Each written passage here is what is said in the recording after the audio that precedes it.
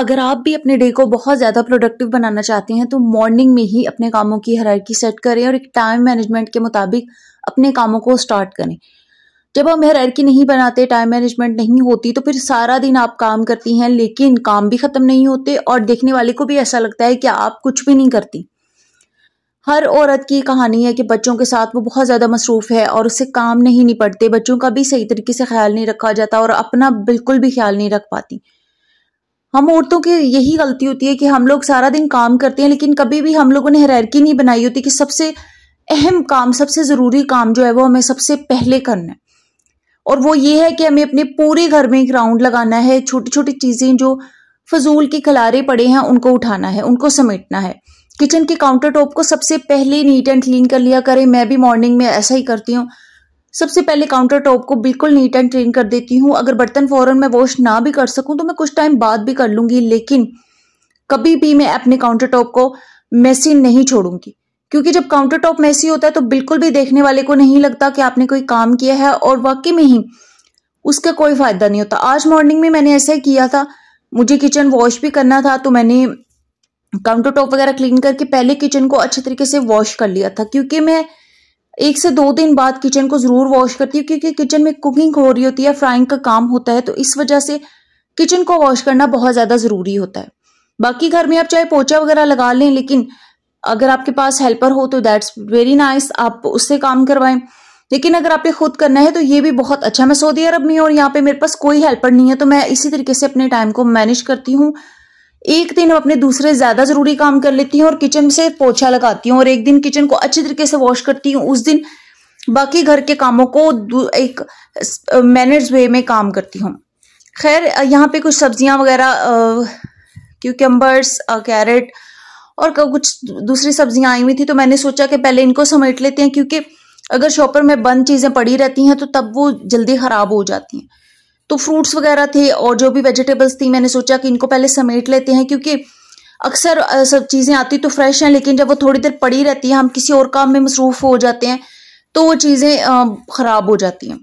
आप कोशिश किया करें कि अगर आप के लिए पॉसिबल हो तो आप सब्जियों को, फलों को धो के फ्रिज में रखें। लेकिन अगर किसी दिन आप मसरूफ हैं और सब्जियां, फल आ चुके हैं, आपके पास इतना वक्त नहीं है कि आप इनको बहुत धो के साफ सुथरा करके समेटें, तो काइंडली उन्हें फ्रिज में फौरन रख लिया करें। उन्हें उस तरीके से, चाहे समर्स हो चाहे विंटर्स हो, उन्हें शॉपर के अंदर बंद ना रहने दिया करें, उन्हें खोल के फ्रिज में रख दिया करें। फिर जब आपको वक्त मिले तो आप उन्हें वॉश करके रखें।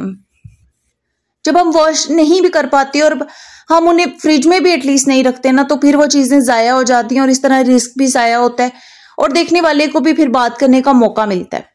चीजें खराब हो जाती हैं और अगर आपके हस्बैंड, अब्बू या भाई ला के देते हैं तो फिर वो भी गिले शिकवे करते हैं कि ये चीजें क्यों खराब हो रही हैं। तो इस वजह से अगर आपसे वॉश नहीं भी की जाती तो आप एटलीस्ट उन्हें फौरन से समेट लें। एक तो ये बिखरी हुई चीजें भी अच्छी नहीं लगती और दूसरा भी चीजें शॉपरों में बंद होती हैं तो वो खराब होने का भी ज्यादा अंदेशा होता है। खैर, मैंने वो सब समेटी थी और ये मॉर्निंग की क्लिप्स हैं जब मैंने बिस्तर वगैरह समेटे थे रूम से। मैं हमेशा आपसे कहती हूँ कि अपने बेड को बना लिया करें सबसे पहले और अपने किचन के काउंटर टॉप को क्लीन किया करें। ये 2 ऐसी चीजें हैं, जब आप ये कर लेंगे तो आपके ऊपर से आपका हाफ बोझ जो है वो कम हो जाएगा।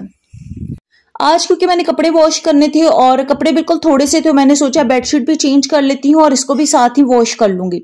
जब मैंने बेडशीट वगैरह चेंज करनी हो तो मैं मॉर्निंग में ही चेंज कर लेती हूँ, क्योंकि बाद में इतना टाइम नहीं होता कि फिर मैं एक दफा मॉर्निंग में अपने बेड को बना लूं और बाद में दोबारा बेडशीट वगैरह चेंज करूं। सुबह फर्स्ट टाइम ही मैं जो बेडशीट मैंने चेंज करनी हो वो मैं निकाल कर और उसे चेंज कर लेती हूँ। साथ में बेड भी बन जाता है, बेडशीट चेंज भी हो जाती है। वीक में 2 टाइम तो एटलीस्ट बेडशीट चेंज किया करें। अगर छोटे बच्चों की माएँ हैं तो आप देखें कि अगर आपकी बेडशीट्स दूसरे दिन भी, अक्सर तीसरे दिन बहुत ज्यादा गंदी हो जाती हैं, तो आप उन्हें चेंज कर लिया करें, क्योंकि अगर बेडशीट साफ सुथरी ना हो तो रूम बिल्कुल अच्छा नहीं लगता। छोटे बच्चे हों तो अक्सर बगैर जूते के पाँव लेके ऊपर चढ़ जाते हैं और कुछ ना कुछ गिरा देते हैं। कोशिश करें कि बच्चों को खाने पीने वाली चीजें रूम्स में ना दें, ताकि ऐसे जो दाग वगैरह हैं वो बेडशीट्स पर ना लगें। लेकिन अगर बच्चे कभी आपकी लाइल में चढ़ जाएं ऐसे बेड पे गंदे पाँव लेकर या कोई चीज खाने वाली लेके, तो फिर आप बेडशीट्स वगैरह को जल्दी चेंज कर लिया करें, क्योंकि अगर रूम सेट ना हो और बेडशीट्स मैली हो, गंदी हो, पिलो कवर बहुत गंदे हों तो रूम बिल्कुल अच्छा नहीं लगता और सफाई वाली भी कोई फीलिंग्स नहीं आ रही होती, चाहे आप जितनी मर्जी डस्टिंग कर लें, जितनी मर्जी क्लीनिंग कर लें। मैंने कुछ फेक प्लांट्स भी रखे हुए हैं क्योंकि ये काफ़ी अच्छे लगते हैं, डिसेंट लगते हैं डेकोरेशन में भी। और अगर आपके पास ओरिजिनल प्लांट्स हैं तो बिल्कुल आप उन्हें भी सेट कर सकते हैं। खैर, डस्टिंग वगैरह करने के बाद, साइड टेबल्स को सेट करने के बाद, ड्रेसिंग टेबल को भी मैंने थोड़ा सा साफ कर लिया था। एक मैं गीला कपड़ा रख लेती हूँ, गीला स्पंज, और एक ड्राई, और बस सारी चीज़ों को अच्छी तरीके से साफ कर देती हूँ। सुबह सुबह ये काम कर लेने से ना आपका रूम बहुत साफ होता है। बाद में आप फर्श की सफाई जिस तरह भी करना चाहें आप कर सकते हैं। लेकिन अगर आपके ड्रेसिंग टेबल पर बेतरतीबी है, चीज़ें बिखरी हुई हैं, आपका बेड नहीं सेट है, तो आप कभी भी ये मत सोचिए कि अभी जी मैंने फर्श को साफ कर लिया तो अब सफाई लग रही है।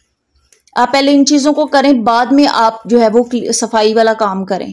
आप कोशिश करें बच्चों से जल्दी उठ जाएं, बच्चों से पहले ही उठ जाएं, और सफाई के काम सुबह के टाइम अगर हो जाए तो वो बहुत ही अच्छा है।